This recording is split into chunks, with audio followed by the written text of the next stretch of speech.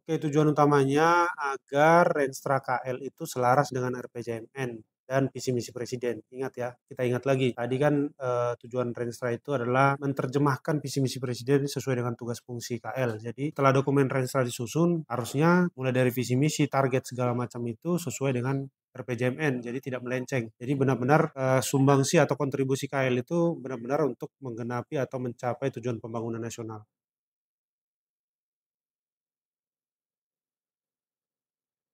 Oke, yang pertama itu adalah visi dan misi KL ya. Pertama, apakah ditelaah apakah visi misi KL itu selaras dengan visi misi presiden sesuai yang tertuang dalam RPJMN. Kalau tidak sesuai maka mungkin perlu perubahan. Tapi kalau sudah sesuai harusnya ini sudah selaras dengan apa yang diperintahkan oleh visi misi presiden.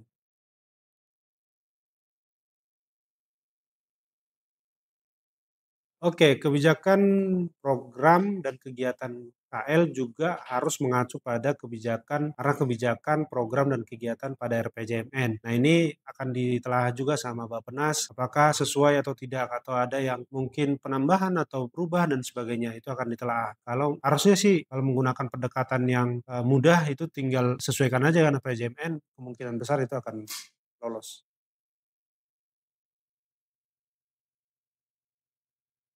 Oke, untuk sasaran dan indikator kinerja sama ya. Jadi sasaran strategis pada KL harus mengacu pada sasaran pembangunan pada RPJMN. Tentu disesuaikan dengan tugas fungsi KL masing-masing atau arahan presiden yang khusus kepada KL itu. Nah, indikator kinerja juga sama. Harusnya indikator kinerjanya mengadopsi daripada indikator kinerja pada RPJMN. Paling mudahnya begitu, supaya tidak melenceng. Nah, kalau kemudian ada tugas fungsi yang belum dimuat dalam RPJMN, mungkin tinggal nambahkan indikator kinerja pada tugas fungsi itu. Jadi sebaiknya saran saya adalah agar diselaraskan. Indikatornya ambil apa yang ada di RPJMN, apabila dirasa belum memenuhi atau mewakili seluruh tugas fungsi ya tinggal tambahkan sesuai dengan tugas fungsi. Jadi daripada membentuk indikator baru yang tidak sesuai dengan RPJMN itu tidak akan membantu.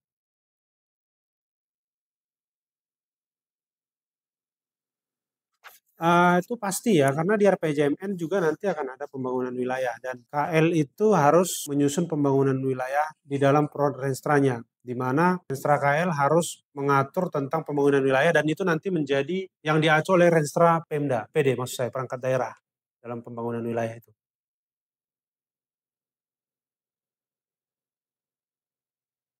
Oke, maksudnya bukan hanya output mungkin ya, semua sasaran, entah itu impact, outcome, dan output. Tentu tadi saya sampaikan itu harus mengacu pada RPJMN. Ya. Sebaiknya mengacu pada RPJMN. Karena apa? Nanti kan ditelaah oleh Bappenas apakah sasaran yang Bapak Ibu buat dalam KL itu sudah selaras dengan sasaran pada RPJMN. Sasaran strategis, kemudian sasaran program, kemudian sasaran kegiatan yang nanti menjadi output kegiatan. Begitu ya.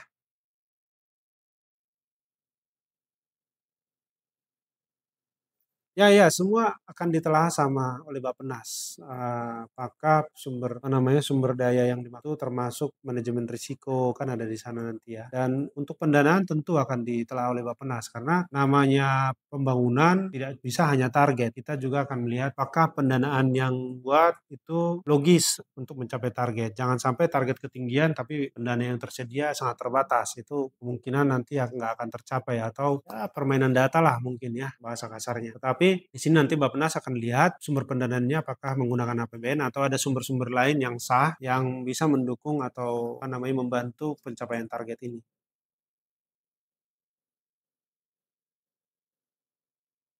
Oke, yang salah satu yang penting itu tadi ya, sasaran strategis, itu penting sekali. Jadi pastikan sasaran strategis Bapak Ibu atau KL itu mengacu pada sasaran pembangunan yang pada RPJMN.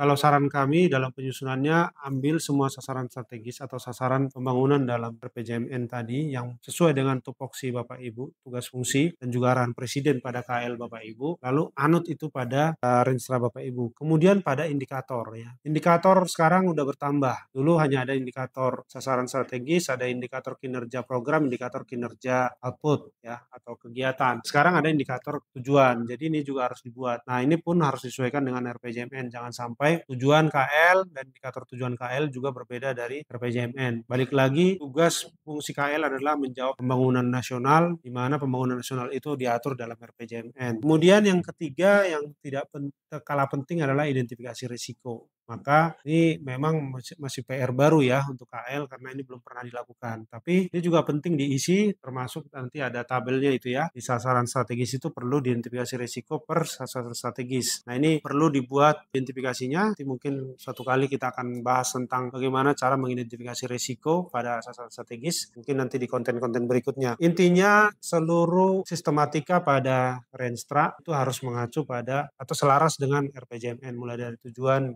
visi misi tujuan dan sasaran dan sebagainya. Begitu.